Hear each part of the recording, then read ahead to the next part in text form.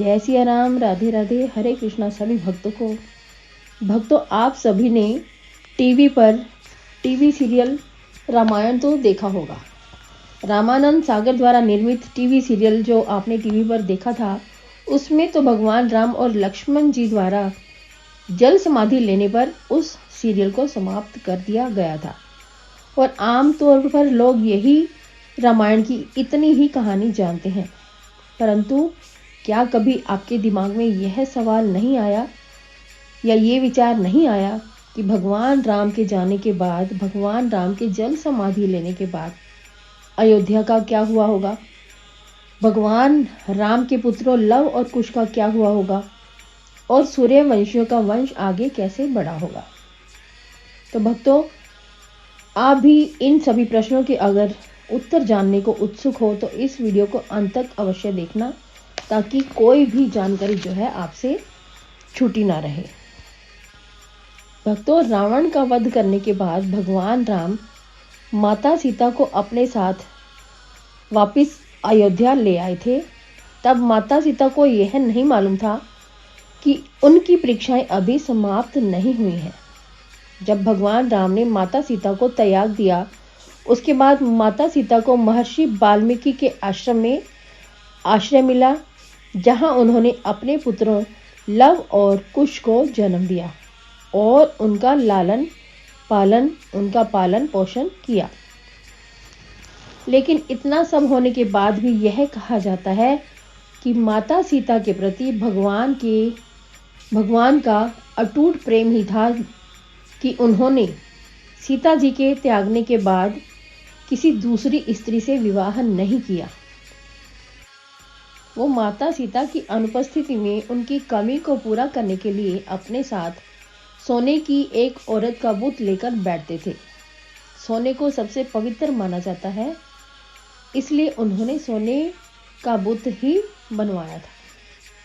तो भक्तों, अब जानते हैं इस वीडियो में कि भगवान राम ने राजपाट छोड़ा तो रघुवंश का क्या हुआ और किसने अयोध्या पर शासन किया। भगवान राम के राजपाट छोड़ने के बाद कुश अपनी सेना के साथ अयोध्या आए और उन्होंने अयोध्या का शासन संभाला। उन्होंने कुमुदावती नामक स्त्री से विवाह किया और अतिथि नामक बच्चे के पिता बने। उसके बाद अतिथि के पुत्र हुए निषाद और निषाद के पुत्र हुए नल और नल के बाद नव पैदा हुए। और इस तरह यह वंशावली बढ़ते बढ़ते आ पहुंची महाभारत काल के राजा बृहदबल तक। इतिहास में बृहदबल का जिक्र कुश की 50वीं पीढ़ी के रूप में किया जाता है। यही भगवान राम के वंशज भी थे, जिन्होंने कुरुक्षेत्र के युद्ध में कौरवों की तरफ से युद्ध लड़ा था।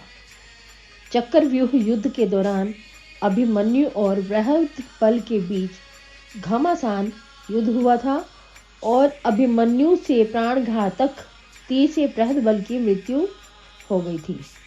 पुराणों में भरत, लक्ष्मण और शत्रुघ्न के भी दो पुत्रों का जिक्र मिलता है। भरत के 2 पुत्र हुए, दक्ष और पुष्कर। लक्ष्मण के भी 2 पुत्र हुए, चित्रांगद और चंद्रकेतु। शत्रुघ्न के भी 2 पुत्र हुए, जिनका नाम था सुबाहु और शूरसेन। जब भगवान राम ने भरत का राज्य अभिषेक करना चाहा तो भरत ने मना कर दिया और दक्षिण कौशल प्रदेश में कुश और उत्तर कौशल में लव का राज्य अभिषेक कर दिया गया। भगवान राम के राज्य में भी कौशल राजा और उत्तर कौशल और दक्षिण कौशल के रूप में विभाजित था। कालिदास के रघुवंश चरित्र के अनुसार भगवान राम ने अपने पुत्र लव को अरावती का और कुश को कुशावती का राज्य दे दिया था। लव का राज्य उत्तर भारत में था और कुश का राज्य दक्षिण कौशल में था। रघुवंशी चरित्र के अनुसार कुश को अयोध्या जाने के लिए विंध्याचल पर्वत को पार करना पड़ता था। इससे यह सिद्ध होता है कि कुश का राज्य दक्षिण कौशल में ही था। कुश की राजधानी कुशावती आज बिलासपुर जिले में है। भक्तों, दूसरी तरफ ऐतिहासिक तत्वों के अनुसार लव ने लवपुरी नगर की स्थापना भी की थी। लवपुरी को बाद में लौहपुरी कहा जाने लगा, जो वर्तमान में पाकिस्तान में स्थित शहर लाहौर ही है। यहाँ के एक किले में लव का एक मंदिर भी बना हुआ है। दक्षिण पूर्व एशियाई देश थाउस और थाई नगरी दोनों ही उनके नाम पे रखे गए हैं। ऐसा माना जाता है कि लव के वंशज बाद में गुजरात चले गए और मेवाड़ में जाकर बस गए, जहां उन्होंने सिसोदिया वंश की स्थापना की। शायद यही कारण है कि मेवाड़ का राज प्रतीक सूर्य, और साथ ही यह भी माना जाता है कि लव से राघव राजपूतों का जन्म हुआ, जिसमें बड़ गुर्जर और शिकरवारों का वंश चला।